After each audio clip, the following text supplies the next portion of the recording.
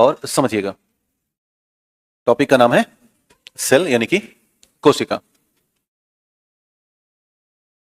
इसको कैसे लगाए भाई? पीडीएफ ये तो मैं ना भेजा हूं।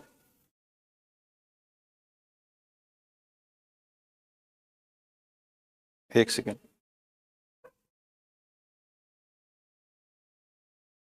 अच्छा, पीपीटीएक्स में लगा दिए हो, इसको पीडीएफ में कन्वर्ट करके लगाओ।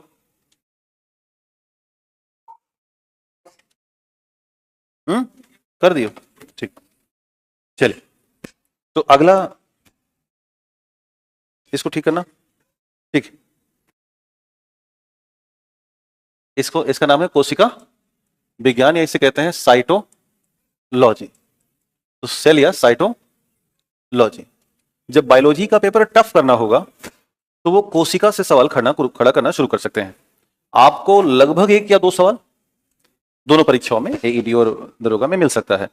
तो हमने इसको बहुत ही क्रिस्पी डिजाइन कर रखा है जिससे कि आपका काम बन जाए। तो थोड़ा थोड़ा इसको समझते हैं और ध्यानपूर्वक सीखने की कोशिश करते हैं। ध्यान देना, कोशिका में 70 से 90% पानी है, 10 से 15% प्रोटीन है, 5 से 7% न्यूक्लिक एसिड है, बाकी कार्बोहाइड्रेट लिपिड 2 से 3% होता है, और 1% में थोड़ा सा कुछ आयन होते हैं जो इसकी रचना को पूरा करते हैं। यानी अगर इसके हम परसेंटेज को देखें तो सबसे ज्यादा मात्रा में पानी, फिर क्या है 10 से 15 प्रोटीन, और फिर क्या है न्यूक्लिक एसिड। तो एग्जाम में ये क्रम आपसे पूछा जा सकता है कि कोशिका की रचना किससे हुई है। अब दूसरा आपसे पूछ सकते हैं कि कोशिका का सामान्य परिचय बताओ और इसका अध्ययन कैसे हो सकता है। तो अगर हम इसके सामान्य परिचय की चर्चा करें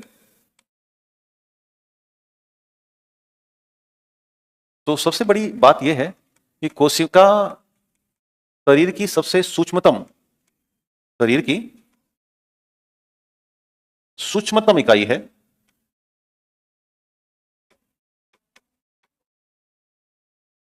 और इसे केवल सूक्ष्मतम इकाई ही नहीं कहते बल्कि इसको क्रियात्मक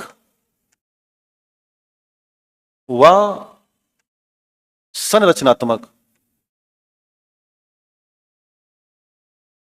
इकाई भी कहते हैं, क्योंकि इन्हीं कोशिकाओं से मिलकर के, जो ये कोशिका है, इन्हीं कोशिकाओं से मिलकर के ऊतक बनता है, और इन्हीं ऊतकों से मिलकर के अंग बनता है, और इन्हीं अंगों से मिलकर के पूरा का पूरा शरीर का विकास होता है। अतः शरीर का जो सबसे छोटा हिस्सा हो गया वो कोशिका हो गया। इतनी बात हम सामान्य रूप में जानते हैं। अब कोशिका को हम अगर बांटें तो 2 तरह से, जैसे इस धरती पर 2 ही प्राणी हैं, या तो एनिमल या तो प्लांट। हालांकि एक और मामला है जिसको हम माइक्रो ऑर्गेनिज्म कहते हैं, यानी कि सूक्ष्म जीव, जिनकी चर्चा हम बाद में करेंगे। तो अगर हम कोशिका को सामान्य तौर पर बांटें तो 2 हैं, एक है एनिमल सेल और दूसरी है प्लांट सेल, यानी कि जंतु कोशिका और पादप कोशिका। बहुत साल पहले, यानी कि साल 1664 के आसपास, एक वैज्ञानिक है रॉबर्ट हुक, इन्होंने मृत कोशिका के बारे में बताया, जो कि वास्तव में एक मृत पादप कोशिका थी। अर्थात पहली बार जब कोशिका का पता चला तो एक मृत पादप कोशिका थी, और रॉबर्ट हुक ने इसे अपनी बुक, नाम था माइक्रोग्राफिया, इसी बुक में पहली बार कोशिका का एक सामान्य परिचय दिया कि कोशिका होती क्या है। इसीलिए रॉबर्ट हुक को एक संज्ञा दी गई, इन्हें कहा गया फादर ऑफ साइटोलॉजी, यानी कि कोशिका विज्ञान का जनक मान लिया गया, पिता मान लिया गया। बट बाद में क्या हुआ कि कोशिका पर और अधिक रिसर्च हुए, और एक और वैज्ञानिक, उनका नाम था एंटोनी वॉन ल्यूवेनहॉक। तो एक और नया नाम आया, और वो नया नाम है एंटोनी वॉन ल्यूवेनहॉक, और इन्होंने जीवित कोशिका के बारे में बताया। और पहली बार इन्होंने 1674 के आसपास ये बात बताई, और इन्होंने जो जीवित कोशिका हासिल की वो तालाब के जल से हासिल की थी। तो अतः कोशिका की जो समझ विकसित हुई वो इन 2 लोगों से शुरुआत हुई, एक तो रॉबर्ट हुक और एक थे एंटोनी वॉन लीवेनहॉक। हालांकि इनके बाद भी दो प्रमुख वैज्ञानिक हैं, एक है मैथियस स्लाइडेन और एक है थियोडोर स्वान। तो दो लोग और आए। मैं अगर इसे और आगे बढ़ाऊं पेज को, तो इसी परिचय को आगे बढ़ाते हैं। तो दो और लोग मिल रहे हैं, इन्होंने कोशिका सिद्धांत दिया। तो एक शब्द आया कोशिका का सिद्धांत। तो इसका जो प्रतिपादन है वो दो लोगों ने किया, एक है मैथियस स्लाइडेन और एक और नाम है थियोडोर स्वान। इन दो लोगों ने मिलकर के कोशिका सिद्धांत का प्रतिपादन किया, परंतु इसे पूरा न कर पाए। कोशिका सिद्धांत को पूरा किया गया किसी और व्यक्ति के द्वारा, जिनका नाम था रुडोल्फ विर्चो। तो इन दोनों ने मिल करके, यानी कि एक ने इस सिद्धांत का प्रतिपादन किया और एक ने इसे पूरा कर दिया। इन दोनों को मिलकर के इस पूरे सिद्धांत में, जो कि हम जान रहे हैं, इसमें कुल 4 बातें जोड़ी। यानी कि शुरुआत के 3 पॉइंट जोड़े गए प्रतिपादन के द्वारा और लास्ट का 1 पॉइंट जोड़ा गया, 4th नंबर, वो जोड़ा गया विर्चो के द्वारा। तो शुरुआत के जो 3 पॉइंट थे, इनमें से पहला पॉइंट था कि कोशिका सबसे सूक्ष्मतम इकाई है, सबसे सूक्ष्मतम इकाई है, और यही क्रियात्मक व संरचनात्मक है। क्रियात्मक व संरचनात्मक है। दूसरी बात जो जोड़ी गई इस लाइन में, वो दूसरा पॉइंट रहा और कहा गया कि कोशिका की संख्या होती है और इसके अनुसार 2 प्रकार के जीवधारी हैं। एक होते हैं एकल कोशिका वाले और दूसरे होते हैं बहुल कोशिका वाले। एकल और बहुल। तीसरी बात जो पॉइंट में जोड़ी गई, उसे कहा गया कि कोशिका में जैव रासायनिक क्रियाएं होती हैं। कोशिका में जैव रासायनिक क्रियाएं होती हैं और यही जीवन का आधार है। यही जीवन का आधार है। यानी कहा गया कि जब तक जैव रासायनिक क्रियाएं होती रहेंगी तब तक हमारा जीवन चलता रहेगा। जिस दिन ये कोशिका की जैव रासायनिक क्रियाएं बंद हो जाएंगी, उस दिन हम प्राकृतिक रूप में मर जाते हैं। यानी कि जो डेथ की परिभाषा है वो यही है कि the stop of the biochemical reactions in all cells of the body. शरीर की सभी कोशिकाओं में जब जैव रासायनिक क्रियाएं बंद हो जाएंगी तो मौत है वो। चौथी बात ये लोग नहीं कह पाए, तो इसे पूरा किया गया और कहा गया कि प्रत्येक नई कोशिका का जन्म, प्रत्येक नई कोशिका का जन्म अपनी पूर्ववर्ती कोशिका के विभाजन से होता है। कोशिका के विभाजन से होता है। और इसी को कहा गया, इस सिद्धांत को नाम दिया गया ओमिनी सेलुला ओ सेलुला। एक वर्ड आया ओमनी सेलुला ओ सेलुला। तो ये रहा एक कंप्लीट कोशिका सिद्धांत। तो हमने अभी तक कोशिका में जाना कि कोशिका शरीर की सबसे सूक्ष्मतम इकाई है। दूसरा जाना कि कोशिका हमारी शरीर में विभिन्न ऊतकों और अंगों का विकास कर रही है। फिर हमने जाना कोशिका 2 प्रकार की है, जंतु और पादप। फिर हमने देखा कि रॉबर्ट हुक ने सबसे पहले खोजा,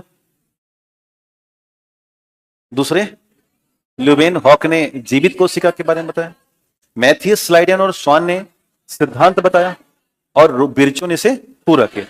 तो अब चूंकि हम ये जान गए हैं कि कोशिका वास्तव में 2 प्रकार की हैं, एक है जंतु और एक है पादप। तो यदि मैं इसके प्रकार को देखूं और ऐसे बांटूं, तो एक होगी जंतु कोशिका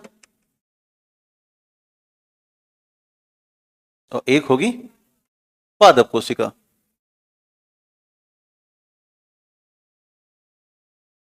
ये 2 है। इसको थोड़ा सा समझते हैं। यदि मैं पादप कोशिका के चित्र को समझाऊं, हल्का सा ध्यान देना, तो सबसे बाहर का जो हिस्सा होता है ये होता है सेल वॉल, या इसे कहते हैं भित्ति। थोड़ा और अंदर चलेंगे तो ये वाला जो हिस्सा होता है ये कहलाता है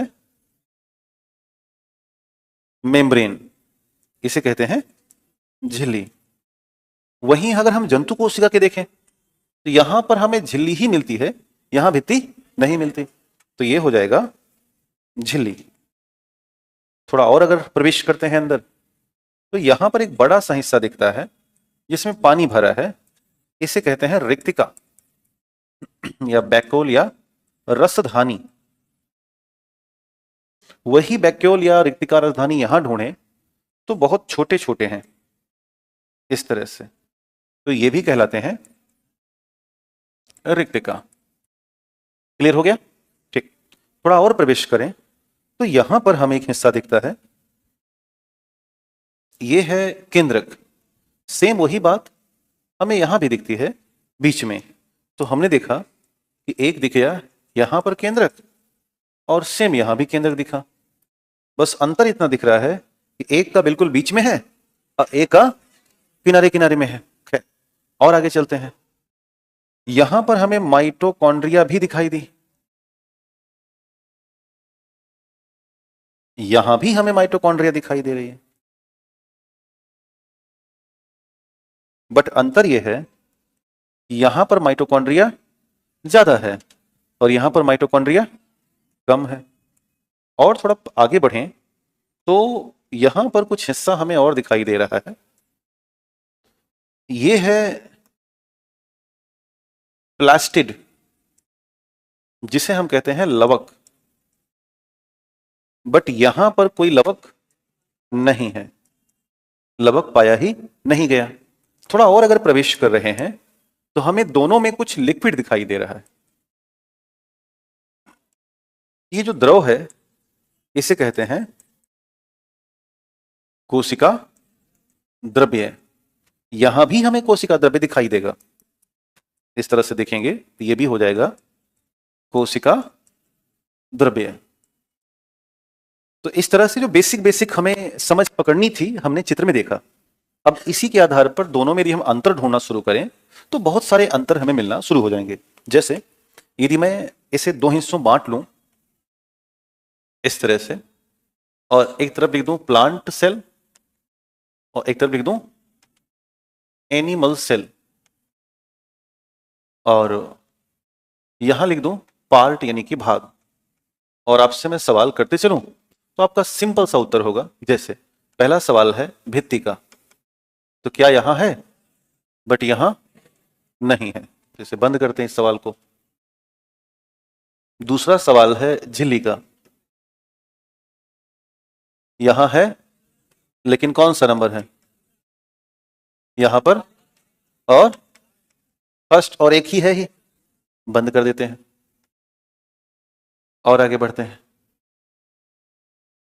प्लास्टिड बताना, यहां है बट यहां नहीं है, यहां पर भी एक में नहीं है जिसका नाम है फंगस। फंगस एक अपवाद है जिसमें नहीं होता लवक। जैसे आपने देखा कुकुरमुत्ता देखा है ना, या मशरूम, तो मशरूम कभी हरा नहीं होगा, वो व्हाइट, तो वो अपवाद है, ध्यान रखना है। थोड़ा और आगे बढ़ते हैं। केंद्रक देख करके बताना, यहां पर किनारे है, यहां पर बीच में हो गया। थोड़ा और बढ़ते हैं। रिक्तिका देख करके बताना, यहां एक और बड़ी है, ये तो है पानी भरा है ना बड़ा सा, बट यहां पर कई है लेकिन छोटी है। थोड़ा और आगे बढ़ते हैं। माइटोकॉन्ड्रिया जरा देखो, दोनों में दिखी तो है लेकिन अंतर है ना, इसमें है लेकिन कम है, इसमें है लेकिन ज्यादा है। और एक लास्ट बता देते हैं, संग्रहित भोजन देख लेते हैं। संग्रहित भोजन। तो ध्यान रखिएगा, जो प्लांट सेल हैं ये संग्रहण करती हैं फैट व स्टार्च का, और जो एनिमल सेल हैं ये संग्रहित करती हैं फैट व ग्लाइकोजन का। तो बस अगर आप इतना याद कर लेते हैं तो अपने एग्जाम में यहीं से पूछेगा, यहां तक कि यूपीएससी तक के एग्जाम में यहीं से पूछता है, बाहर से कहीं पूछ ही नहीं सकते वो, कारण कि यही है ही अंतर एनिमल और प्लांट सेल में। तो अब ये हमने जो डिजाइन देखी, ये जो हमने अंतर देखा, इस आधार पर हम चल रहे हैं आपको पढ़ाने कोशिका की संरचना। देखा जाए कि कोशिका कैसे बनी है, उसके भीतर क्या पाया जाता है। तो अगला जो हमारा चैप्टर है वो है कोशिका की संरचना। कोशिका को 3 भागों में बांट करके देखा जा सकता है। एक एक करके हम हर एक भाग को देखते हैं।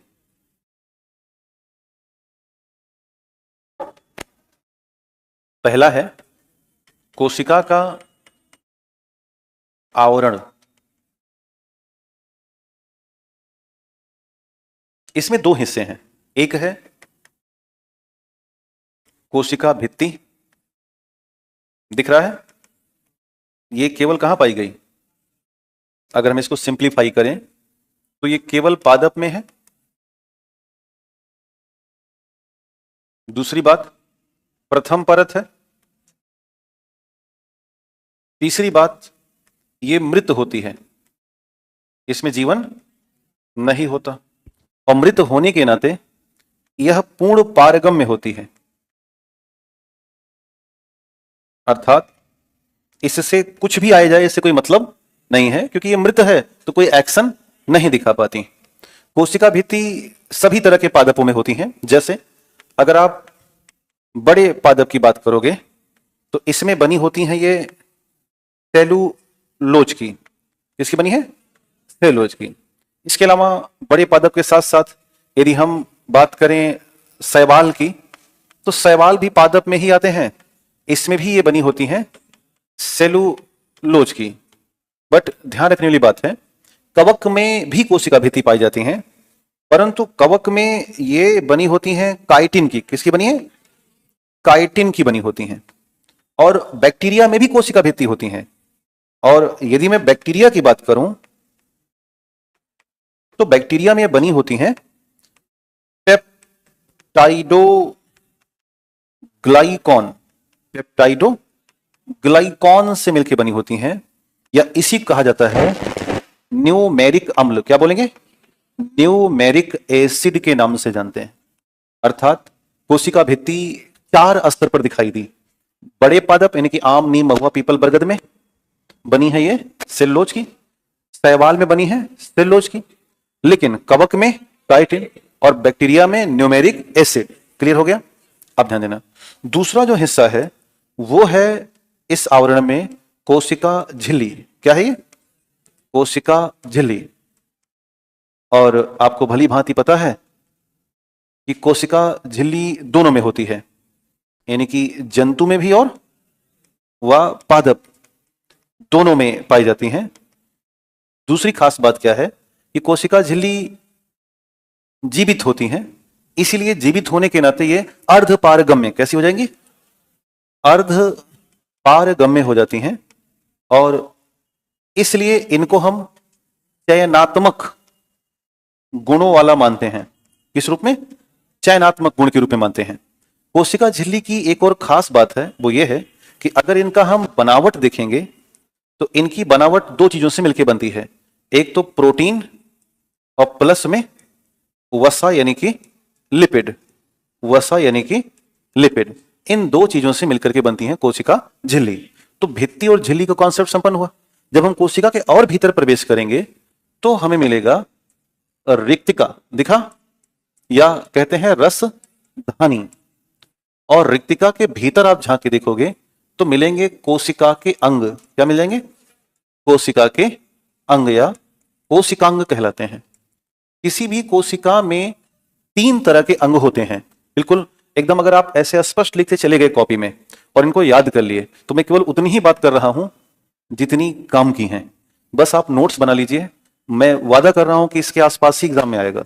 अब मैं 100% तो नहीं बोल रहा हूं, हल्ला फर्जी की बात नहीं करनी चाहिए, लेकिन मैं 90 जरूर बोल रहा हूं कि आप 80 से 90 के बीच रहोगे। तो बस आप इसको कोशिश कीजिएगा, हर स्तर पर प्रयास करिए, है ना। तो खैर, कोशिका के अंग 3 तरह के हैं।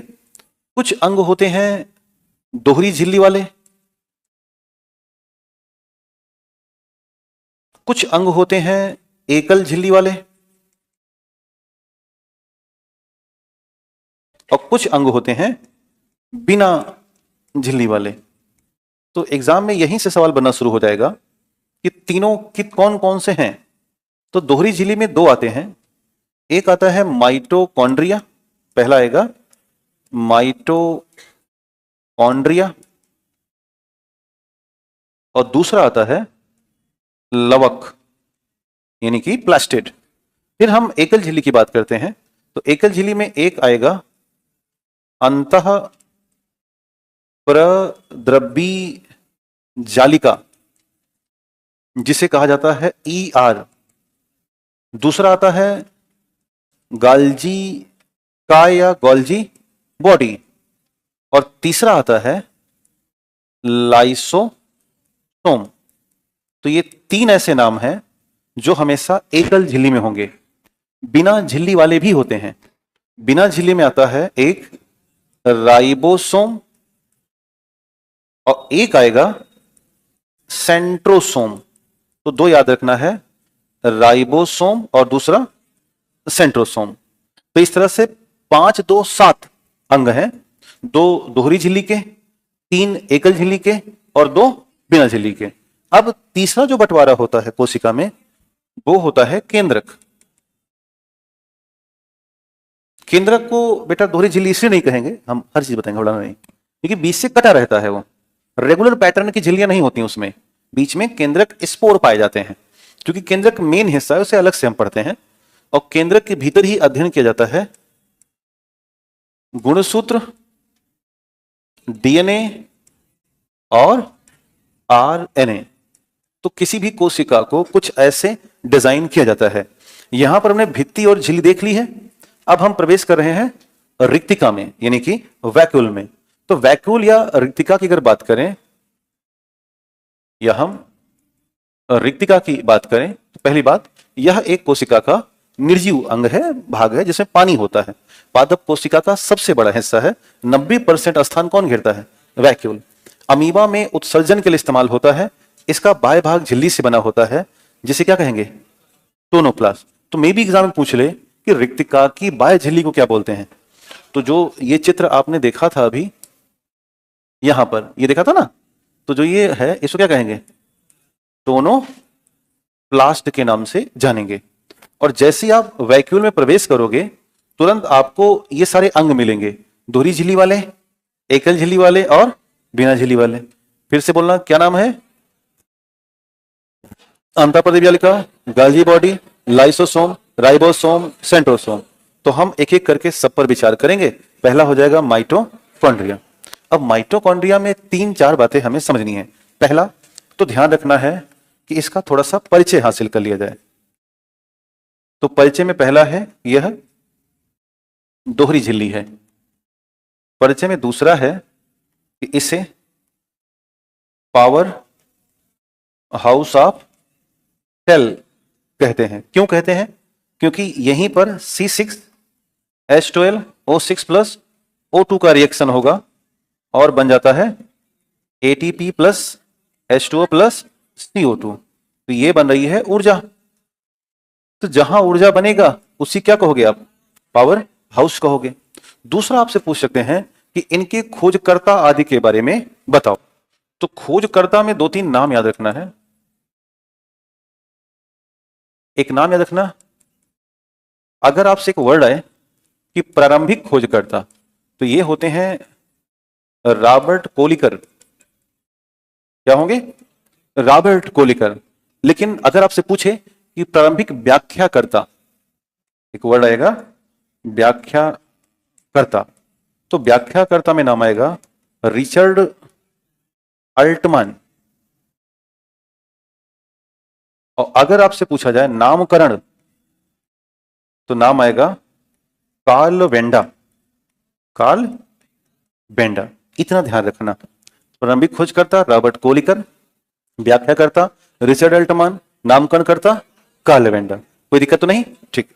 अब अगर थोड़ा सा और आगे बढ़ें तो आपसे माइटोकॉन्ड्रिया की संरचना से सवाल उठाया जा सकता है, तो थोड़ा सा समझिएगा। माइटोकॉन्ड्रिया,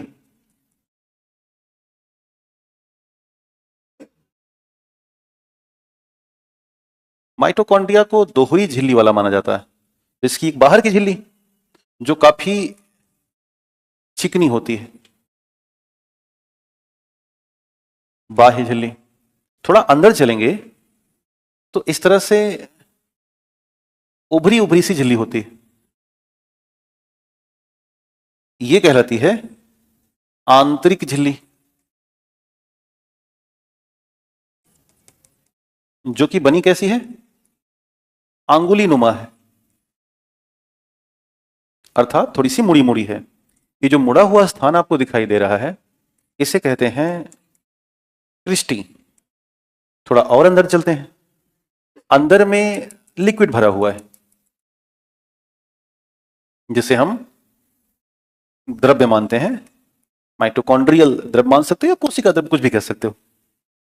यदि हम और पास में देखें तो इसमें डीएनए पाया जाएगा, जिसे कहते हैं माइटोकॉन्ड्रियल डीएनए या एमडीएनए। और यही जो होता है आनुवांशिक रोग का कारक बनता है। दूसरा, इसमें एक और हिस्सा आपको दिखाई देगा जिसे कहा जाता है ऑक्सीसोम, या इसको बोलते हैं F0 F1 कण। F0 F1 कण कहेंगे। और यहीं पर एटीपी का निर्माण होता है। एटीपी का निर्माण होता है। एक और खास आपको हिस्सा दिखाई देगा, छोटे छोटे डॉट्स दिखाई देंगे ऐसे ऐसे। ये जो डॉट्स हैं ये वास्तव में राइबोसोम, राइबोसोम। तो ये पूरा का पूरा हिस्सा है। अब ध्यान देना, यहां पे एक शब्द आएगा मैट्रिक्स। मैट्रिक्स का मतलब होगा एमडीएनए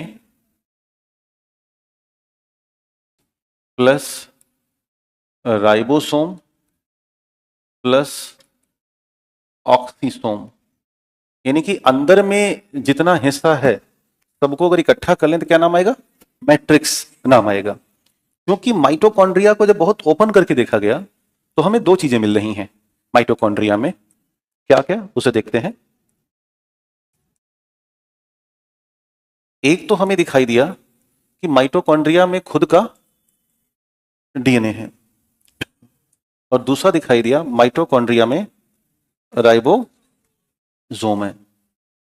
राइबोसोम जहां भी होगा इसे कहा जाता है प्रोटीन निर्माण की फैक्ट्री। और डीएनए जहां पर होगा ये होता है प्रोटीन निर्माण का नियंत्रण करता। बात को समझना हमेशा कि डीएनए कितना प्रोटीन बने वो बताएगा, और राइबोसोम प्रोटीन बनवाएगा।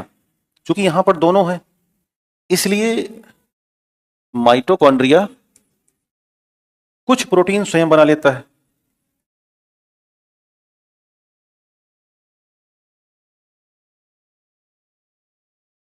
और इसीलिए इसे कहा जाता है सेमी ऑटोनॉमस ऑर्गन, अर्ध स्वायत्त अंग। क्या बोलेंगे?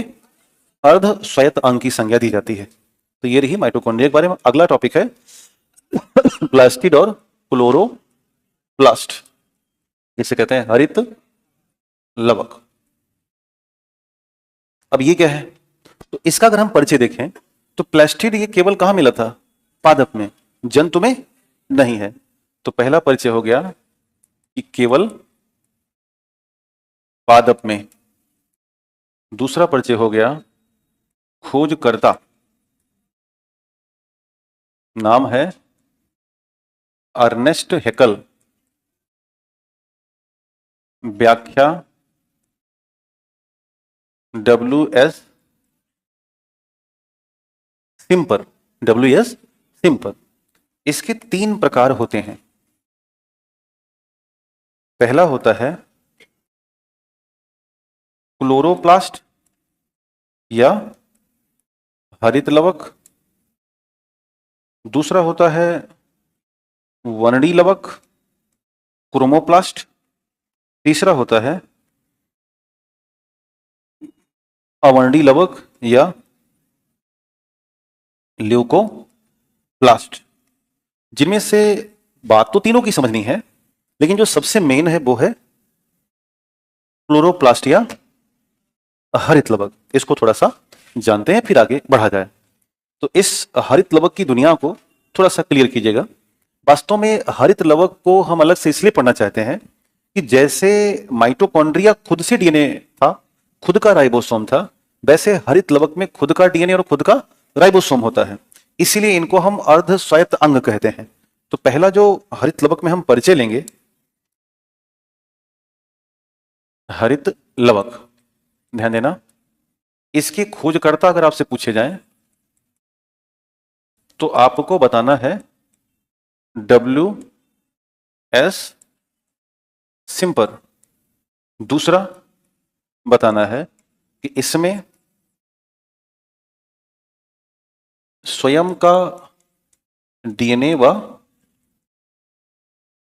राइबोसोम है, इसलिए इसे भी क्या कहेंगे, अर्ध सो रहे हो भाई कह रहा है स्वयं को बेटा, किसी चीज को इस तरह से पढ़ना हर किसी के बूते की बस की बात नहीं है। न पढ़ाना न पढ़ना। मुझे बहुत आसान तब हो जाता जब मैं पीछे भी टाइप लाता और रगड़ते निकल जाता। ये शाम को ना काम ना करेगा मेरा ये दोनों हाथ, क्योंकि जो सेल टॉपिक में पढ़ा रहा हूं ये कम से कम 7-8 कक्षाओं में होता है। अगर आप कॉपी लेके बैठे होंगे, एक पॉइंट नहीं छोड़ रहा हूं पूरी कॉपी का कि एक्स्ट्रा हो जा रहा, बात की बात है। तो इसका उद्देश्य यह है कि हमारी भी क्षमता है और प्लस आपके अंदर बूता होना चाहिए इसका मजबूत, कि आप इसे सुनो और सुन करके हजम करने की ताकत दो। सर मजा आ रहा है आना चाहिए। देखो सच्चाई बताए, जो आपने टॉनिक बैच किया है उसमें से जब आप एग्जाम आएगा देखना, 100 में से मैं दावा कर रहा हूं, खान सर ने जो भी दावा किया वो किया ही होगा, मैं नहीं पूरा तो मैं नहीं बोल सकता, मैं दावा कर रहा हूं कि उस टॉनिक बैच में 100 में से ऑन एवरेज 75 से 85 क्वेश्चन आपको डायरेक्ट मिलेंगे।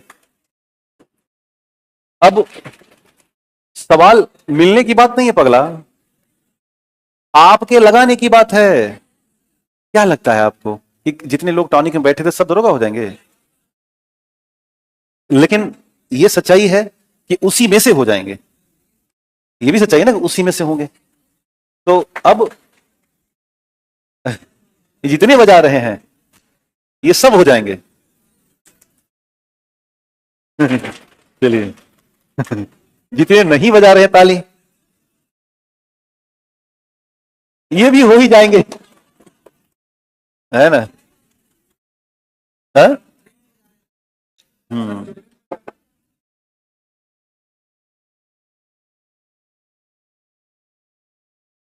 बस आप नोट्स बना लेना इसका, है?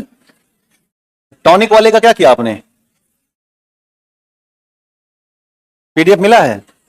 तो एक काम करना, मेरी बात मानना कि उस पीडीएफ का आप छोटा करा के निकलवा लेना, अगर पैसा होगा तो। अच्छा मिल गया है, दिखाना जरा। अच्छा हाथ में दे दिया गया? अरे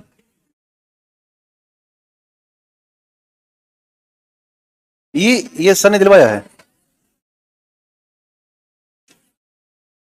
500 है इसमें। अच्छा अलग अलग है, मतलब अद्भुत है। लीजिए 1500 इसमें, अभी और मिलेगा कल। अच्छा इसी में तो सर इधर अधिकारी लोग भी हैं सर, नमस्ते तो दाब के लगे रहिए, होगा। देखो भाई, असलियत में अगर आप पढ़ दिए तो कोई नौकरी ऐसी है ही नहीं जो मिले ना। और जब कोई फर्जी वादा करे, जैसे जितने लोग बैठे हो इसमें 90% तो असलियत में ही बैठे हो, नहीं 10 हो सकते हैं। मतलब मैं सब तो नहीं कह सकता ना, अपवाद तो रहते ही हैं। हाँ जी, क्या कर रहा है? हाँ हाँ हाँ, लड़का समझदार है। ऐसे ही प्यार से ना अपने फरियादियों से भी बोलना। ये दरोगा बनने के बाद डिस्टर्ब क्यों हो जाते हैं? जनता मान लो उनके पास जाती है, डांट के बोलते हैं "आय!" आप लोग भी ऐसे करोगे? ना ना, प्यार से।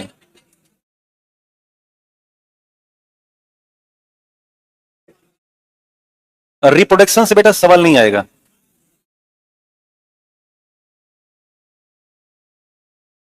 पूछ रहा था क्या ये?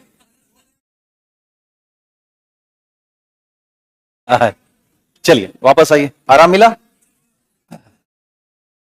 तो इसमें क्या है, स्वयं का डीएनए और आरएनए है। अब ध्यान बिल्कुल शांत। हरित लौह का काम क्या है? तो कार्य है प्रकाश संश्लेषण को बढ़ाना या संपन्न कराना, सबसे मेन काम है। तो जब हम कभी हरित लवक का फिगर देखते हैं तो कुछ वो ऐसे होता है राउंड फिगर में, जिसमें कुछ ऐसी डिजाइन पाई जाएंगी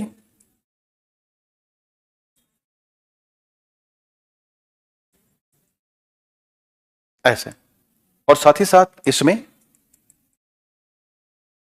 ये द्रव भरा होता है ये। तो इस पूरी स्ट्रक्चर को हमारा हमने नाम दिया हरित लवक। तो ये जो हिस्सा है, पूरा का पूरा हिस्सा, इसे कहते हैं ग्रेना। क्या बोलेंगे? ग्रेना। और अगर हम एक की बात करें, इंडिविजुअल एक, तो जो एक हिस्सा है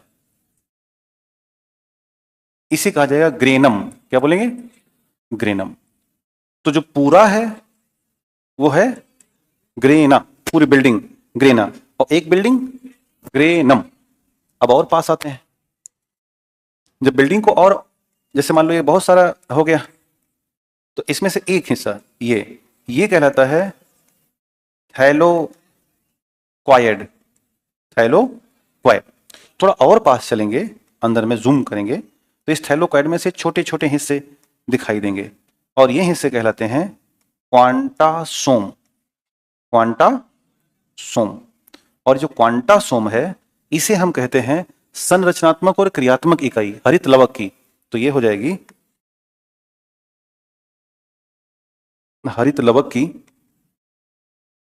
संरचनात्मक व क्रियात्मक इकाई, ये क्वांटासोम। और क्वांटासोम के जब भीतर जाएंगे, इसके भीतर तो मिलेगा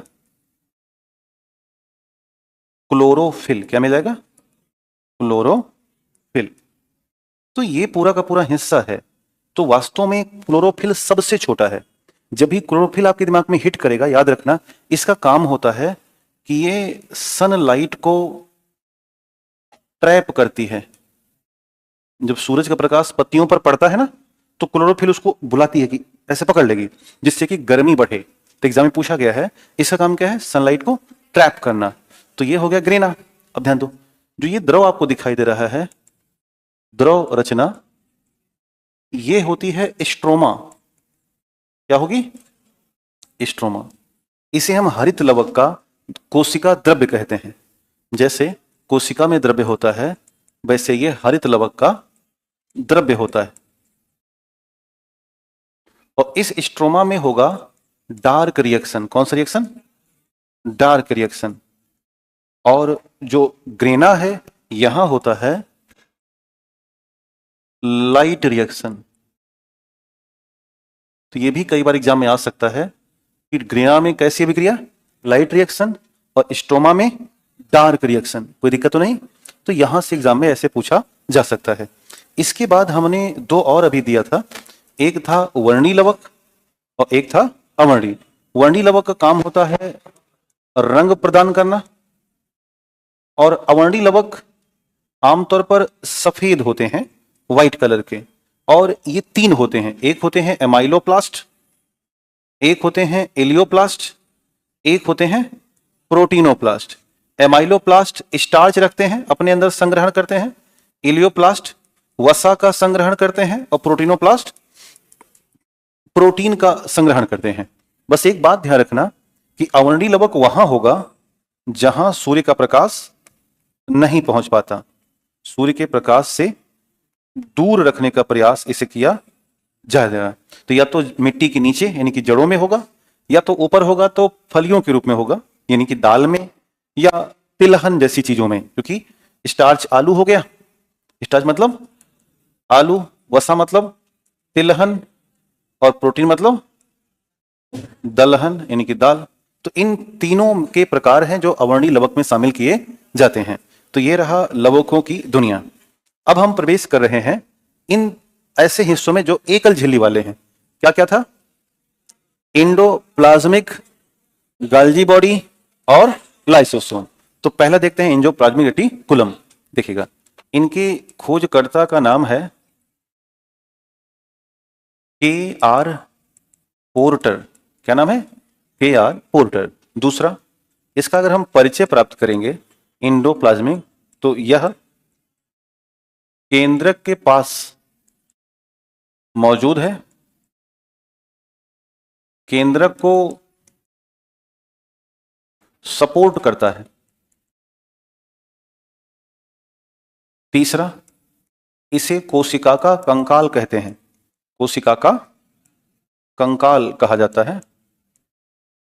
चौथा, इसे कोशिका का राजपथ कहते हैं, कोशिका का राजपथ कहा जाता है।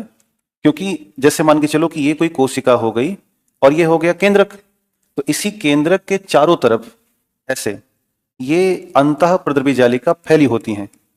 तो ये तो इसलिए इसको क्या किया गया? सपोर्ट। ये चारों तरफ फैली हैं तो क्या हो रहा है? सपोर्ट मिल रहा है। दूसरा, अगर दूसरी कोई कोशिका होगी तो इसका भी केंद्रक होगा, और इसके केंद्र के चारों तरफ फिर क्या होंगी? अंतः प्रद्रवी जालिका होंगी। तो जब एक कोशिका से दूसरी कोशिका में कुछ आदान प्रदान करना होगा तो उसके रास्ता कौन बनाएंगे? एंडोप्लाज्मिक। तो जो राजपथ कहा गया इसलिए कहा गया कि इसका मतलब है कि कोशिकीय पदार्थों का आदान प्रदान हो रहा है, पदार्थ का आदान प्रदान हो रहा है। और ये दो प्रकार की होती हैं, एक होती है रफ ER और एक होती हैं स्मूथ ER, RER और SER। इसकी खास बात है कि इसके साथ मौजूद होता है राइबोसोम। राइबोसोम उपस्थित है, और जहां भी राइबोसोम उपस्थित होगा वहां क्या बनेगा? प्रोटीन का निर्माण होगा। और यहां पर ध्यान देना, राइबोसोम उपस्थित नहीं है, और राइबोसोम जब नहीं है तो यहां पर निर्माण होगा लिपिड का, लिपिड या वसा का, या वसा का निर्माण होता है। तो ये कुछ खास बात रही RER और SER में। SER में एक और खास बात है कि ये डिटॉक्स का कार्य करता है, अर्थात जब बॉडी में जहर आ जाता है तो SER उसको सोख लेता है, एब्जॉर्ब कर लेगा, जिससे कि इंसान मरने ना पाए। अब वही बात है, ज्यादा खा लिया तो बात की बात है, लेकिन नॉर्मली अगर बॉडी में पॉइजन आया है तो SER उसको डिटॉक्स करता है, उसको खत्म करने का प्रयास करेगा। अगला हिस्सा था गोल्जी बॉडी। इसकी जो खोज करता है वो है कैमिलो गोल्जी। और अब अगला जो परिचय होगा इसका वो ये होगा कि गोल्जी काय भी केंद्रक के पास मौजूद है, केंद्रक के पास मौजूद है, और एक थैलीनुमा रचना है, थैलीनुमा रचना है। तो सवाल है कि इसका काम क्या होने वाला है? तो इसका कार्य है कि ये प्रोटीन की पैकिंग करता है, प्रोटीन की पैकिंग करेगा, और दूसरा प्रोटीन में आवश्यक बदलाव करता है, प्रोटीन में आवश्यक बदलाव करेगा जो इसको लगता है। इसीलिए इसे कई बार हम यातायात प्रबंधक या ट्रैफिक कंट्रोलर अथवा पुलिस के नाम से जानते हैं। ट्रैफिक हवलदार, जो भी आप कहना चाहो कह सकते हो, इस कैटेगरी में पूछा जाएगा। अगला हिस्सा है लाइसोसोम। इसकी खोज करता है, बताओ जरा, CD डुबे। CD डुबे, इसका परिचय ध्यान देना। जब भी लाइसोसोम का निर्माण होगा हमेशा वो गोल्गी बॉडी से होगा, ज्यादातर, बहुत रेयर केस में वो निर्माण होगा एंडोप्लाज्मिक रेटिकुलम से। तो जो परिचय है वो ये है कि इसका जन्म या निर्माण, इसका निर्माण गाल्गी काय से होता है। दूसरी खास बात यह है कि इसका कार्य है कोशिका में मौजूद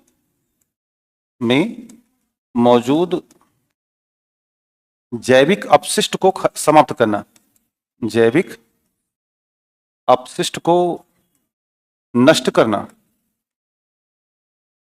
और उद्देश्य क्या है? साफ सफाई करना, अर्थात कोशिका में कोई दिक्कत ना आने पाए। और इस पूरी साफ सफाई के लिए ये इस्तेमाल करता है एक पावरफुल एंजाइम, है ना, इसके पास होता है हाइड्रोलिटिक एंजाइम, जिसके द्वारा ये ऐसा काम कर पाता है कि कोशिका में कुछ भी खराब चीज है, मरा हुआ है, तो वो बायोलॉजिकल वेस्ट कहलाएगा। और उस बायोलॉजिकल वेस्ट को खत्म करना है तो मुख्य भूमिका लाइसोसोम की है। अब सवाल है कि कई बार लाइसोसोम डिस्टर्ब हो जाता है, यानी कि अगर हम लाइसोसोम को थोड़ा और आगे बढ़ाएं तो लाइसोसोम कई बार अपना नियंत्रण खो बैठता है, और जब ये आउट ऑफ कंट्रोल हो जाता है तो इस समय इसे कहा जाएगा सुसाइड बैग, आत्महत्या की थैली नाम देते हैं। और वास्तव में इसके सुसाइड बैग बनने के लिए जो प्रेरणा प्राप्त होती है वो होती है माइटोकॉन्ड्रिया से प्रेरणा, तब यह बनेगा सुसाइड बैग। और ये फिर पूरी कोशिका को नष्ट कर देता है। और अगर पूरी कोशिका को नष्ट कर देगा तो खुद थोड़ी ना बचेगा, खुद भी नष्ट हो जाएगा। और इस पूरी प्रक्रिया को कहते हैं एपोप्टोसिस। क्या बोलेंगे? एपोप्टोसिस की संज्ञा दी जाती है। तो ये रही बात इन तीनों की, एंडोप्लाज्मिक, गाल्गी बॉडी, लाइसोसोम, और lysosome as a suicide bag. अब हमारे पास दो और बचे हैं, राइबोसोम और सेंट्रोसोम। अगर हम राइबोसोम की खोजकर्ता की बात करें तो वो हैं जॉर्ज ई पैलेडे, पता है?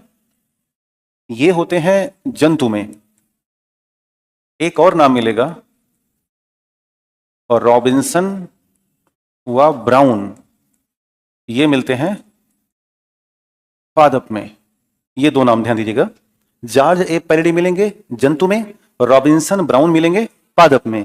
इसलिए राइबोसोम का अगर हम परिचय प्राप्त करें तो पहली बात तो इसे कहा जाता है पैलेडे कण। क्यों ऐसा कहा गया?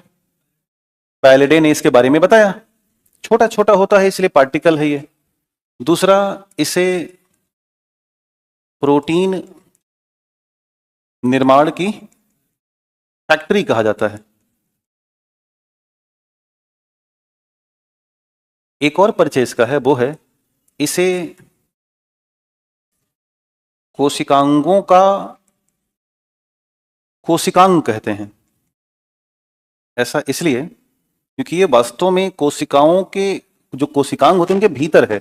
जब आप कभी माइटोकॉन्ड्रिया पढ़े होंगे तो देखा था, वहां पर ये था। जब आप हरित लवक पढ़ रहे थे तो भी वहां पर था ये। जब आप अभी रफ ER पढ़ रहे तो भी वहां पर था, और आगे चल के जब आप केंद्रक पढ़ेंगे तो भी ये भाई साहब मिलेंगे, 4 जगह पर रहेगा। तो एग्जाम में कई बार ये पूछ सकता है कि राइबोसोम कहाँ नहीं होता, इनको छोड़ के और कहीं नहीं होता, यहां पर ये रहेगा ही रहेगा। अब ध्यान देना, ये 2 तरह के होते हैं टाइप। एक होता है 70S, एक होता है 80S। 70S सूक्ष्म है, 80S विस्तृत है। ये पाए जाते हैं माइटोकॉन्ड्रिया में, हरित लवक में, प्रोकैरियोटिक कोशिका में, और ये पाए जाएंगे बड़े व विकसित पादप व जीवधारी यानी कि जानवर में। तो 70 हो गया और 80 हो गया। 70 का जो एग्जाम में पूछेगा यही पूछेगा, 3 याद रखिएगा, है ना, माइटोकॉन्ड्रिया, हरित लवक और प्रोकैरियोटिक। 80 के सभी बड़े और विकसित आकार के पादप। इसके बाद है एक और हिस्सा जिसको बोलते हैं सेंट्रोसोम। सेंट्रोसोम, खोजकर्ता का नाम बताना जरा। टी बोबेरी। क्या नाम है? टी बोबेरी। और इसका परिचय है कि यह जंतु कोशिका विभाजन